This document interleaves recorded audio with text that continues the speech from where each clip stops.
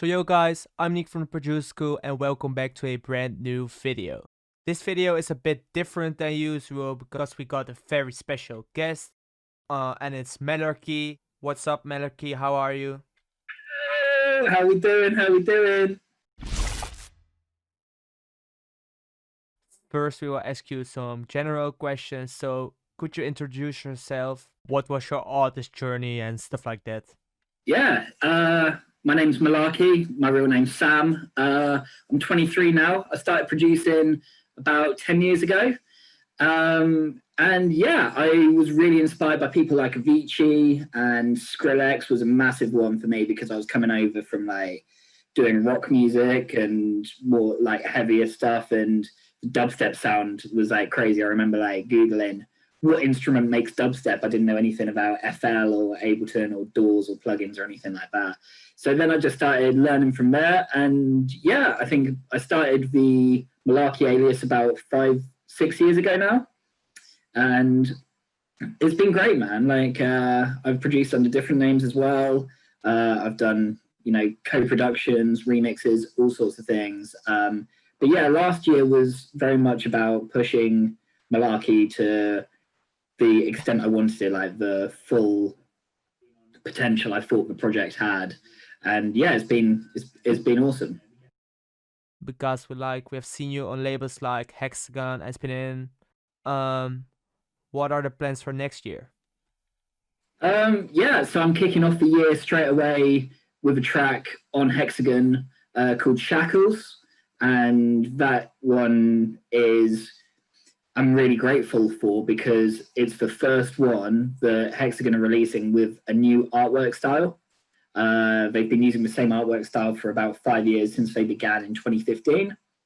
And now in 2021, we have this new artwork style. And I posted it up on the other day, and it was like my most liked post ever. And everyone was commenting, like going wild in the Discords and Reddit and all that stuff. So it was cool. It was really cool. And yeah, I've got quite a few Brazilian collaborations. I felt like last year, a load of amazing Brazilian acts. You think about Alok and Bascar and Cohen and Selva and Nuzb.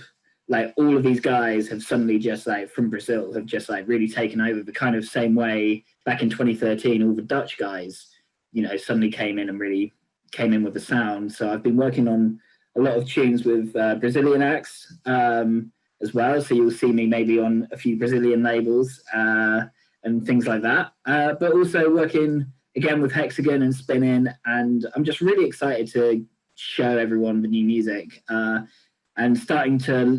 we've started to learn to adapt to being in Zoom meetings very much like this, making music. Yeah. So I've been on writing camps with my publisher, Warner Brothers, and we get put in sessions with one person's going to be in Israel and one person's from Brazil, and just learning to be able to communicate and get ideas down through that. And I think the songs have actually come out better of those 2020 writing sessions because it allows you to make mistakes. You can put yourself on mute, go into your door, just jam on an idea and not be embarrassed if you are putting in the wrong note. If you suddenly, because it stops someone going, oh, that's terrible. Nah, we're not doing that. We're not doing that.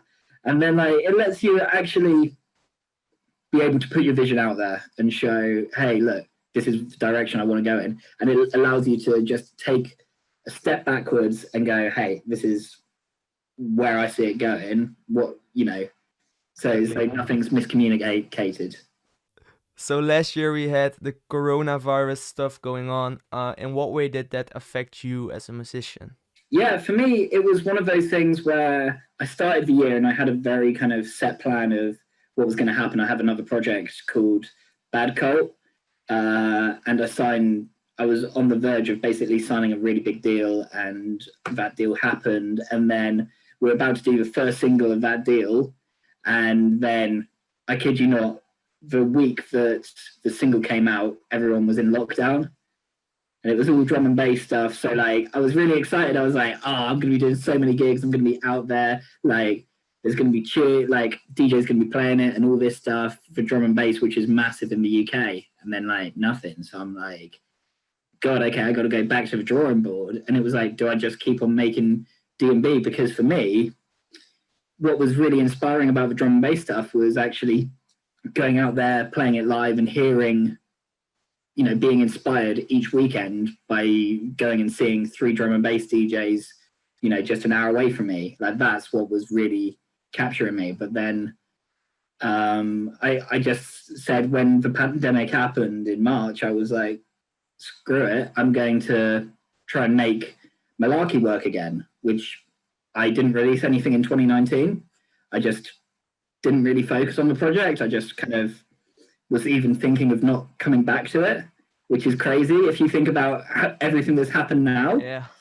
With Malarkey. So it's really funny. So I was not going to bother working on the project. And then I was like, I want to get on Hexagon. I want to get on Spinning. I want to get on Stamped, all of these labels. And I was like, how can I do it? And I just sat and went back to old songs and old ideas and vocals, all these things. And I was just like, hey, let's get these in there. Let's make something happen with these songs, because there were elements of really great songs. So you heard One Thing that was on JLV's label.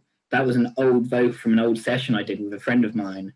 Daylight was a song that I wrote in Netherlands almost a year before that. You know, so these songs were in the process years ago, but just in completely different versions and formats. So being able to go backwards and listen to those songs and really go, yeah, rework. And I think that was a massive thing for me. Just and it helped so much, because I'd learned a lot from changing my genre for a full year, and then coming back to the house stuff, I suddenly had a new leash of life on it, and was able to put in all these different ideas. So yeah, that was overall. I know everyone's had a terrible year for everything going on, but actually I was really grateful just to, I think it was the kick in the backside I really needed. You know, it was the kick up the arse I needed to come back to Malarkey and go, hey. And I'm so glad that I did it overall, because, you know, you look at everything that's happened, I'm just so grateful for it. So there were also some people that were sending in some messages and questions on Instagram. So I will just tell some of them to you, and then you can just answer them if you like to, just so these people get answers to their thoughts. All right, so the first question is by Andy Jarvis, and he asks you, what song are you most proud of? Oh man, I did one. Oh, dude, yeah, like this is the thing. My music spans over like, you know, 2 different aliases worth of stuff. So like the proudest Malarkey song I've got is like Money, probably Money or Daylight. I think Money might just top it, because Money was the #1 on 1001 track list and #2 on Beatport, you know. So those things were like really exploded, right? Yeah, and you know, you can't really argue when Armin van Buuren's playing the song and Jonas Blue and Martin Garrix. It's like, oh my god, like those are the dream names that I always had, like wanting to support my stuff. So that's insane for me. I think another one was a song I did under my other alias called Bad Cult, and the song was called Let You Go, because that one just was in the charts in Belgium, and it was just an amazing experience. It was like being an actual pop star for a weekend, you know, because I went, they flew me over to Belgium, shot a music video. Yeah, the video was shot by these guys called Adil Arabi and Bala Falal, and they literally last year they directed the Bad Boys for Life film, the Will Smith film. So, and they were working on that film. They were working on the film just before. No, sorry, they worked on the film just after they'd done the music video for us.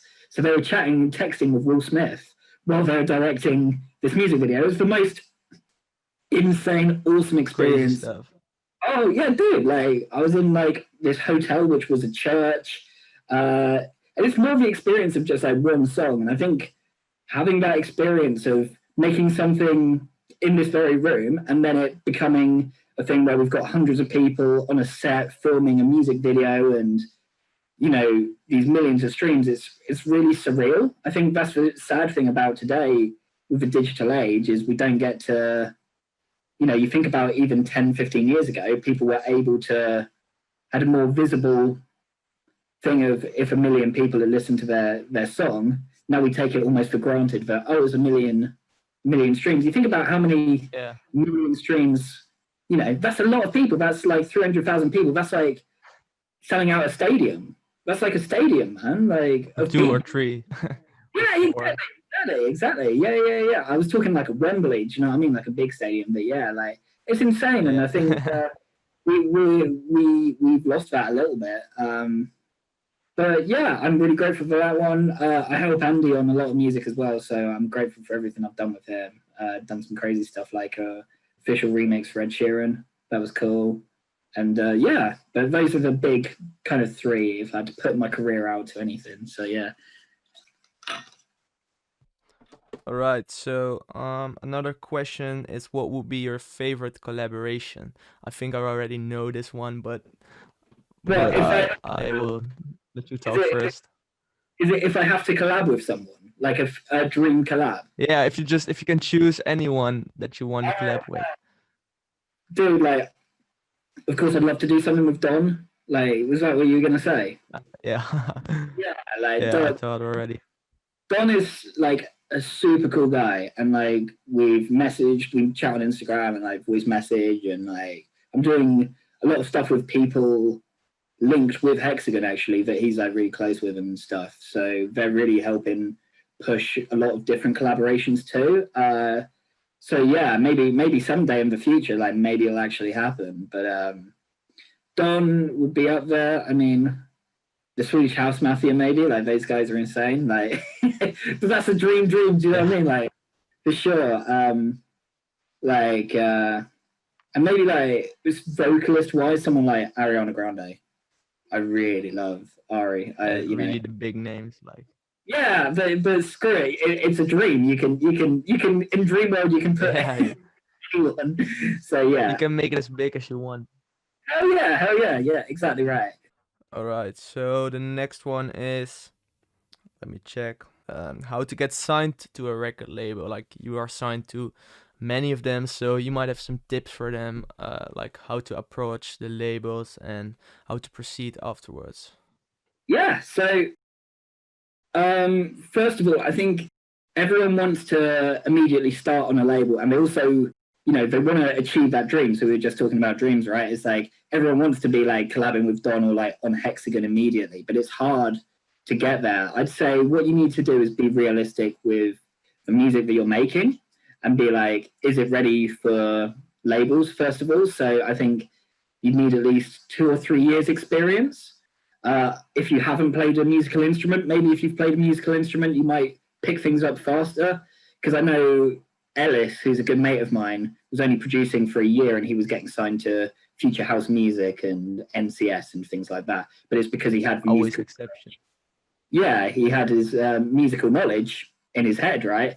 But yeah, I think the main thing is just to build your way up. Everyone wants to start, I use the football analogy. Everyone wants to start playing for like Real Madrid, but you haven't played at like the semi-professional level. You haven't played for all the teams coming up. You can't just start at Real Madrid. Like, that's really hard to do. You have to build your way up.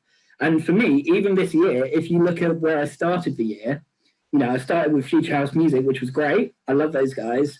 And then I did JLV's label. That was my first one on Hexagon.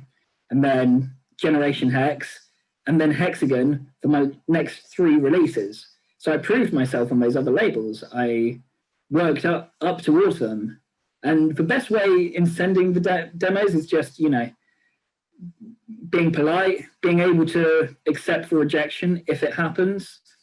And just, make it really easy for them to find you as well. You don't want a link that, I'm sure you guys, if you get demos, you've seen this, where someone just sends the normal link, doesn't send the private share link.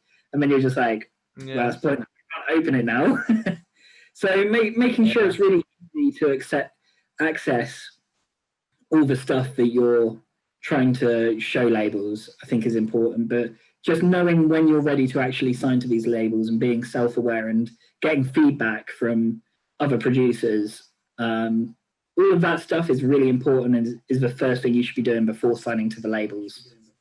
Yeah, so just don't give up after 1 or 2 rejections, or even 4 or 5 or more. I don't know a number exactly, but just like as you said, you are producing for 10 years already, and now things are really taking off for like Malarkey. So that will prove that it just need a lot of time to really get up there. So you are a Very good quick, because example of that. Don supported me in episode 59 of Hexagon Radio for, I think, maybe 5 years ago now. I hadn't signed to Hexagon in that 4-year span, and I was sending stuff. Yeah. I was pitching stuff. I was sending it to Ricardo at Hexagon, and it wasn't getting picked up. But I kept on trying. There was no point in me just like completely stopping and halting everything. I knew where I was wanting to get. I just had to look and take different approaches. And I think one of the best things you can do as well is look at how other people that you admire, think of like Mike Williams or Retrovision or Mesto. Look at the labels they were releasing on first. If that's the dream that you're wanting to take, look how they started, and then go, okay, that's something, not replicate exactly, because it's really hard to do that. But if you get on those building blocks, then you're going to start making something that can really work out. What are your current sources of income? So that's a interesting one as well, because like musicians are most of the time struggling to like get money from all kind of places, like streams. They don't really pay that much nowadays and stuff like that. So there are a lot of artists that like ask this question to us as well, as they just are struggling to get a good income with music. So how's that for you? Dude, I love this question because I think it's really important, and I think it's a big thing to make the dream real to your parents, and be like, hey, look, this is something that I believe in and I want to be doing. But for me, it's like the artist stuff isn't as financially viable. Like, yeah, it brings in the money, but a lot of the money I make is in production for other people and doing it, pitching music to clients. So, I co-produce records, remixes, a really good source of income.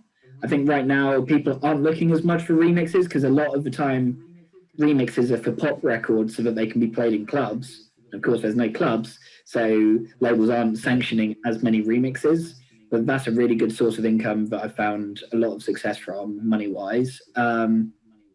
Songwriting, I think people forget that there is so much money that is in songwriting, even in, well, not, okay, there's not loads of money, but there is some money that is regular, and that's a really good thing. So everyone, if you are producing music and if you're releasing music, you need to sign up to your local publishing rights society. So you need to performing rights society. So in the UK, we've got PRS. In the Netherlands, I think it's Boomer. Yeah, it's Boomer, yeah. Yeah. So things like Boomer and signing up to all of these, whatever country society your country has, you should sign up, because even if it's only 50 to 100 euros every few weeks, that's still money that you didn't have beforehand. That's still money that still can adds pay. up in the end. That's still money that can pay a bill. That's still money that can help you out, at the end of the day. I think a lot of the time as well, for me, money-wise, I keep quite my costs down. I don't buy loads of big software or fancy things, so keeping sensible with your money when you have it. Also, I've made a lot of income from advances. So when my project Bad Cult was really taking off, a lot of the money was coming in from advances from major labels, because I've worked with Sony and Universal. And when I signed my publishing deal with Warner, there's advances for that. And so actually that money is there to sustain you for a certain amount of time as well, which has really helped. So it's about, there's going to be times in this industry where you're going to have big chunks of income come in all of a sudden, and you're like, oh my God, amazing. And you're going to think you're rich. You're going to think that you're an absolute baller. You're going to feel like you're going to go to Vegas, spend it all in the casinos. But it's like, you got to think about long term, like, how much is that money going to last me? And then work around it and go, okay, can I do production here for this person? Can I work this thing? It's about, being a bit of a hustler. You have to do multiple things in this industry. And that's why when promoting my records, I promote the hell out of it to radio and to DJs, because I know that there's money on the songwriting side, and I want my songs to be on radio. I want them to be played by DJs. I want them to be getting that publishing money, because I know that publishing money is there. So there's lots of different areas where you can be making money that maybe you guys did, like a lot of these guys didn't think about. And yeah, that's the biggest thing I'd say as well, is just signing up to your local rights society and getting on neighboring rights as well, because there's so many little incomes that they never tell you about. Oh, and of course live. I forget that live gigs were even a thing, but live gigs were doing me well until they weren't. It's like, so I've been doing a lot more productions for other people and things like that. But yeah, I am living off music, as I've said a few times to people. But you just have to be not careful. You need to be a hustler. You need to be in it to be doing multiple different projects. Try different stuff. Try more stuff at once. Yeah, 100%. Yeah. Just don't stick to one. Yeah, this is why you see artists do labels. This is why Don has been really successful because of his merchandise. All of these little things that add up money wise, Hexagon, and then the Hexagon merchandise, and then the live shows he does.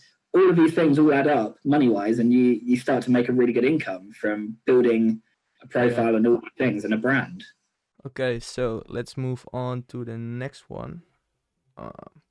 How important are connections and networking for you in the music industry? Yeah, mate. Yeah, I think it's the most important thing, really, than just making good music, because I think a lot of people can be making good music, but if it's not in the right hands, then it's pointless. It needs to, having good connections and good management and things like that can be really important. But that's why I'd advise everyone to be going to Dance Fair and ADE. I personally haven't actually been to Dance Fair, but I'm really sad I haven't now, because looking back at it, because of COVID, I'm like, oh, that looks fun. That looks like something really good, and being able to meet people there, because if you have the music and you have, if you meet people, I think that's one of the strongest things you can do, is like you'll suddenly be like able to send your demos with ease, and they'll know who you are. And they might have more of an expectation of what to expect sound-wise. I think blank demos are very hard.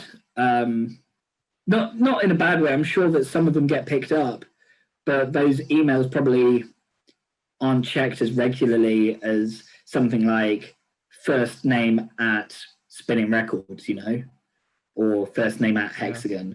It's all about actually knowing these people, and having these relationships served me really well, because I met Ricardo from Hexagon outside the spinning store in 2017. And I didn't know it was him.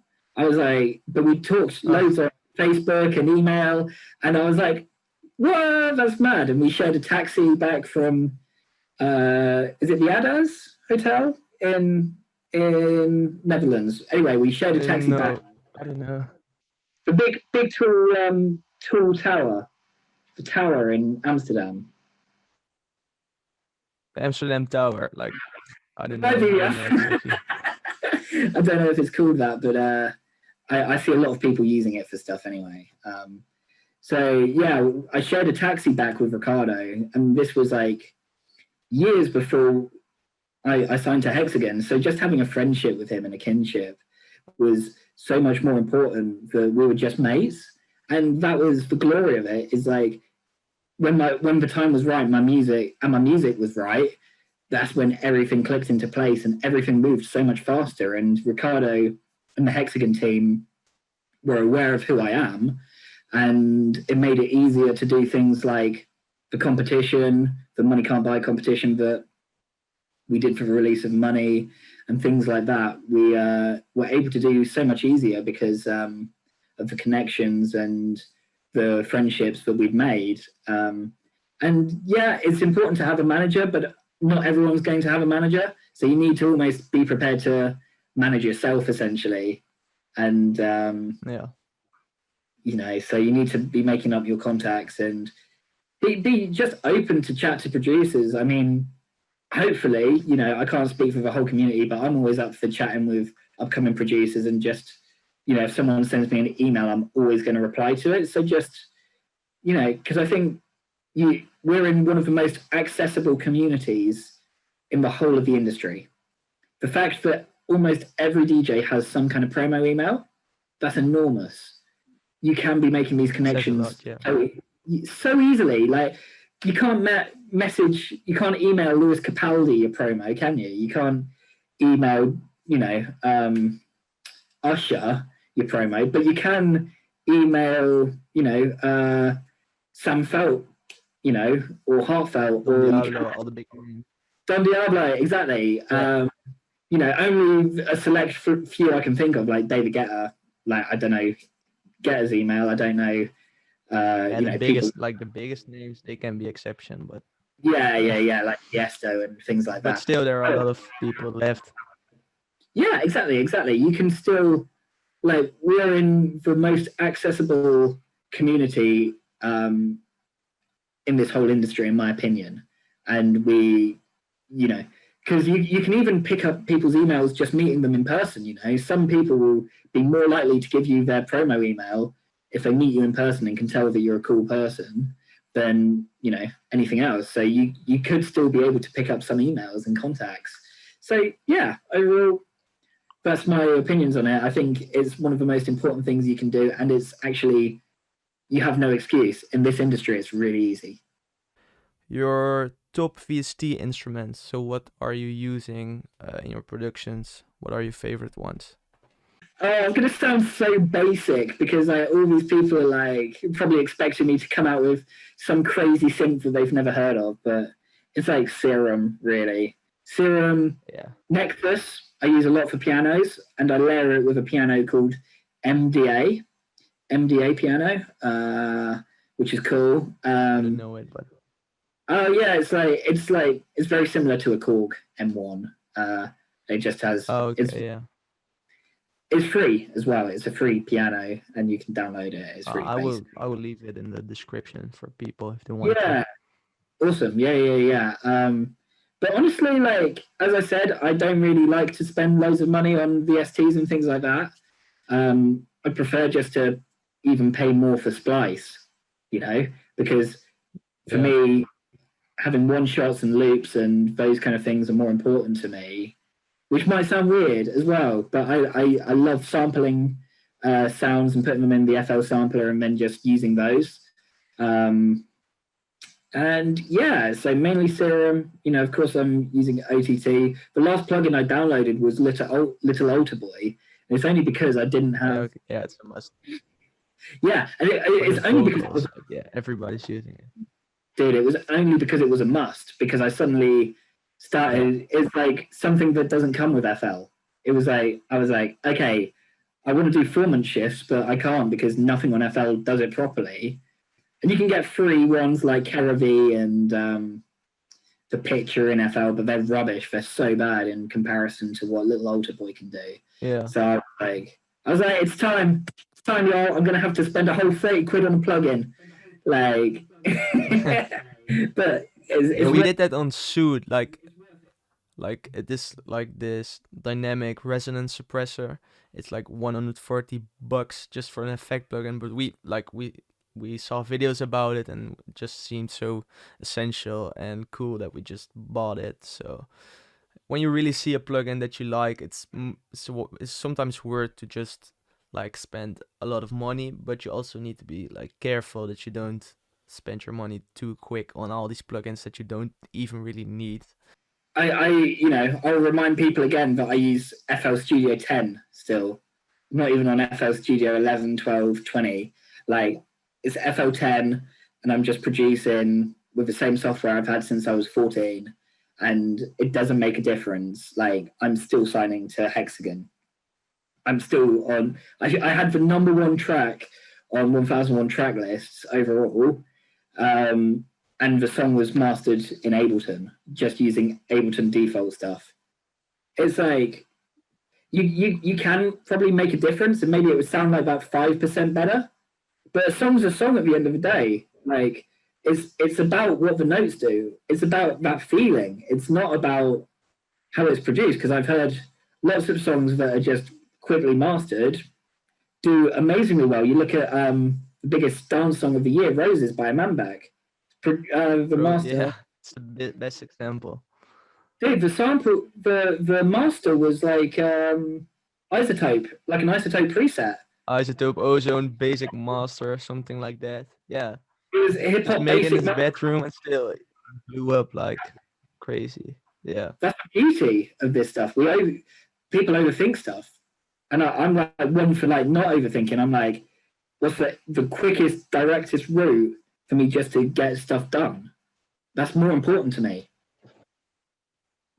Yeah, exactly. If it works for you, it just works. Yeah, spot on.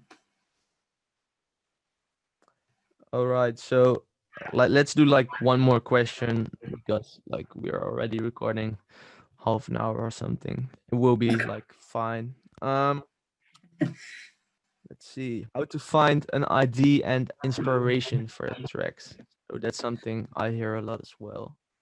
Yeah, I think honestly, it's going to sound weird, but a lot of inspiration to me can come at like inconvenient times, and I think that's the same for everyone. So like, if you're in the shower and or if you're about to go to sleep and stuff, and then you'll be like, oh, I've got piano melody and things like that. Really annoying, but it happens. Do you know what a big inspiration for me used to be? Like imagining and really putting on the spot, like, yo, if Martin Garrix was going to open his set today, like the first set he's going to do back after COVID, it's a Ushuaia, it's sold out, it's huge, there's thousands of people there. What does the first song he's going to play sound like? Like things like that, like putting yourself into an environment and being like, you know, okay, if someone was going to do like something like, I don't know, let's say Don't You Worry Child was made in 2021, right? Like what would that sound like? Like going outside the box and really thinking, you know, I'm not saying you need to, oh yeah, I'm just gonna mix like random genre with random genre. I'm not going to put folk music and EDM together and make folk house. Like no one cares about your genre names and your bollocks like that. It's all about like I'd be much more interested in hearing just a really solid record that has taken this inspiration, you know, which is future house or tech house or whatever. You know, I think just thinking about how it's going to make people feel. I think if you think about the end result, you can work backwards, kind of like almost doing a story. You think about how the end product is going to be used, you know, and then you can work backwards from that and be like, okay, if I'm wanting DJs to play it out, it's got to have a simple structure. What do DJs like playing? Right now, they're liking playing songs with like deeper bass and then just fall to the floor and almost more tech elements. If you look at the Goloski tune, which was Wasting My Time, Goloski, like it was very similar as well to Money, and then Money was also very similar as well to Transition by Biscuits, and those three were like all fighting, like my tune and then the Goloski tune and the Biscuits tune were all fighting in 1001 track list for who was #1. Turn Back Time by Diplo and Sonny Fodera. So like you look at the sound and you kind of go, you know, what can you do different with that? But I think, you know, I've been working backwards to say how you could do it differently as well. And yeah, I think just putting yourself in different environments, and I think that can spark imagination and creativity in my head a lot of the time. Like even just talking about it now with you, like sparks like sounds and ideas and things like that into my mind. And I think just putting yourself in environments, I think, really helps sometimes. Alright, so Malarkey also has a little free download for you guys with some of his like signature most used sounds. And you can download that in the link in the description. The only thing you need to do for that is give him a follow, so you support him and he supports you. For now, I think we like talked for over half an hour, and I guess it's really valuable for our subscribers. So I want to thank you for this session. Yay. Thank you, mate. I've had a great time. Like, I love talking about dance music and all that stuff, even if we're miles apart at the moment. But big up. I really hope to see everyone soon and get back to safety. Love it. If you guys want to see more stuff like this, leave a comment and we will just look into this. I had fun making this as well.